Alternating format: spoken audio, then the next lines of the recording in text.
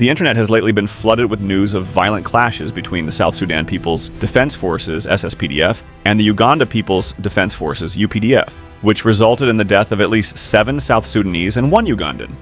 Since then, people have taken to social media with varying opinions. Well, he was tweeting like South Sudan should know that this is not Eastern Congo, this is not Somalia, we are just a fraction of what just happened, but the real military confrontation has not yet happened. South Sudan is playing fire, you guys will see. Yeah, the only thing he has not been understanding is that South Sudan has been fighting itself for almost, now let me say 5 years, but Sudan generally, Sudan was fighting for almost 25 years, and Sudan and South Sudan have been fighting for almost 25 years, and they have been our brothers. So what Mahozi doesn't know that what he's talking of, it's something else, because South Sudanese have the capability to fight Uganda, and they can destroy Uganda. Everybody is entitled to their opinion, but here at Daily Post Africa, we spread African unity. While the military chiefs from both sister nations call for calm and de-escalation, we urge the people of Africa to desist from making statements that might only add fuel to an already burning fire. In this video, we ask, what could have gone so wrong that these two brotherly states have reached the heights of military confrontation? Stay tuned as we break it down. From 1983, when General Göring, rest in peace, Papa, started a rebellion against the government of Sudan demanding recognition of the marginalized tribes of South Sudan, the people of South Sudan were united and knew exactly what they were fighting for, under the leadership of a true freedom fighter. Unfortunately, following the death of this true lion of South Sudan, Salva Kiir rose to power and began to run the affairs of South Sudan without agility, rather based on tribal lines and massive corruption, turning Africa's youngest republic into a failed state. South Sudan heavily relies on military assistance from Uganda to sustain its political agenda. Many will say, talk about Salva Kiir's administration, not South Sudan. And that is true. In 2012, following popular discontent from minority tribes other than the majority Dinka community, a rebellion led by Riek Machar almost overthrew the government of Salva Kiir in 2016. Was it not for the intervention of Kampala, which saved Juba by dispatching the advanced Sukhoi 35 fighter jets from the Entebbe base? This year, fierce battles between the White Army militia of Nazir threatened the power grip of President Salva Kiir. What did he do? He called on the Uganda People's Defense Forces to help secure Juba. To the administration in South Sudan, it may look like a lifetime guarantee to stay in power, but in reality, it gives Uganda the viewpoint that South Sudan is a protectorate of Uganda. Uganda will be willing to fight any country or person that attacks South Sudan at their own cost. Why? Because they view South Sudan as a protectorate that they have every right to defend. So, to the administration in South Sudan, can we just set things straight and have a functional government? One that is not based on neighborly support for sustainability? Initially, the East African Community was a bloc of countries including Uganda, Kenya, Tanzania, Burundi, Rwanda, the Democratic Republic of Congo, South Sudan, and the newly admitted member Somalia. However, just like ECOWAS, the EAC seems to have lost direction and become an organization synonymous with Uganda and Kenya. It is only Uganda and Kenya that will rise to speak if something goes wrong around Africa. It is surprising that no leader from Tanzania, Burundi, Rwanda, Somalia, or the Democratic Republic of Congo is speaking out to condemn these escalations. If the East African Community is about removing borders and allowing the free movement of people and goods, why are two neighbors belonging to the same bloc fighting over a border that the community should be removing?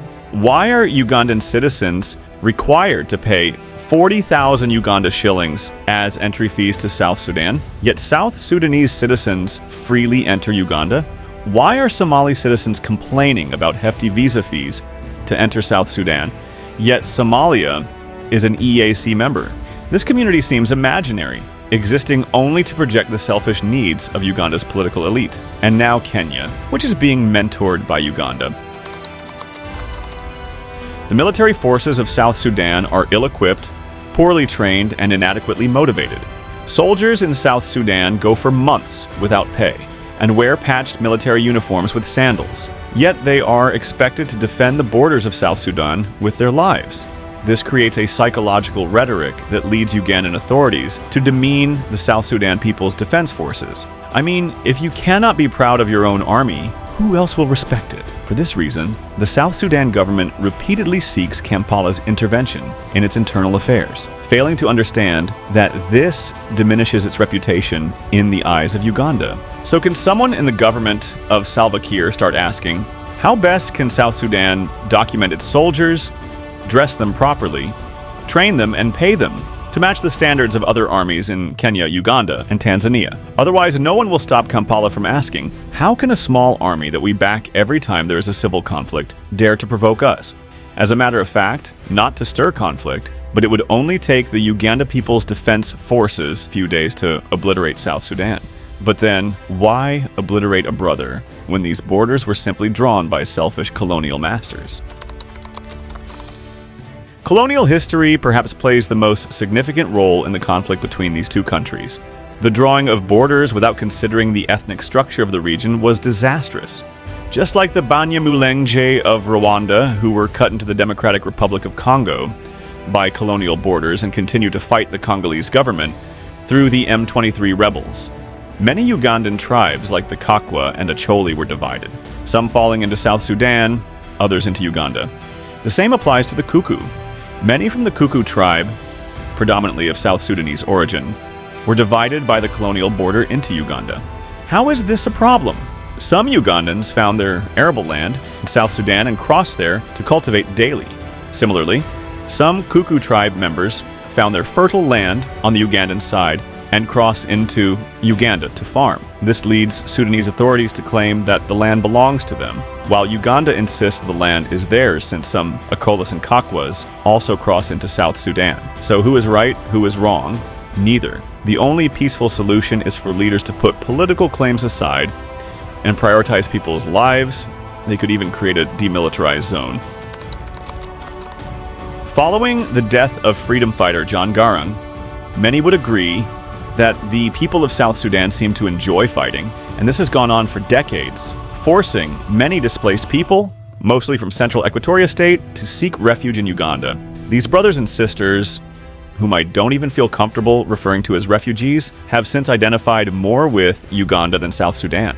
A few still say, yes, we are South Sudanese. But truth be told, they find more comfort in Uganda, where their children access basic amenities like schools and healthcare. This has left many lands vacant in central Equatoria State, in counties like Ye, Morobo, Lainia, and even Kajokeji. Remember, borders are imaginary. It is the daily presence and activity of people that legitimizes a border's existence. Without activity on the South Sudan side, it becomes logical for Ugandan communities to encroach on these lands. This is human nature.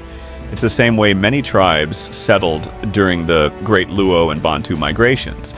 So, this is a real wake-up call for the authorities in South Sudan, the East African community, and international organizations like the African Union and United Nations to address the ongoing conflict in South Sudan. Here at Daily Post Africa, we prefer to call a spade, not a big spoon. The politics of South Sudan are deeply rooted in tribalism, with much favoritism going to the Dinka tribe. This isn't just in the allocation of jobs and promotion of military generals, but extends to the distribution of social services. Roads, schools, and hospitals in the northern parts of the country, home to the Dinka, are better developed than those in the southern parts of central Equatoria State. Some Dinka brothers might say we're being malicious. We are not. One only needs to look at the road from Kaya via Ye to Juba, or one from Jale via Keri to Juba, to conclude that this part of the country is forgotten. And such neglect causes the people of central Equatoria to lose confidence in their government, creating room for foreign forces like the UPDF to cross into these neglected territories, farm, and even burn charcoal. So, who do we blame? Those who neglected the area or those taking advantage of it? This debate could go on, but the fact remains. The South Sudan government needs to own its responsibilities and start working for its people. It must organize better and stronger administrative systems, modernize the army, and develop infrastructure in neglected regions to enable open and safe border patrols. Organizations like the East African Community must also show interest and hold to account selfish politicians who promote sectarianism in the 21st century, or even take action against governments that ignore the will of their people. Otherwise, a war between Uganda and South Sudan would be meaningless.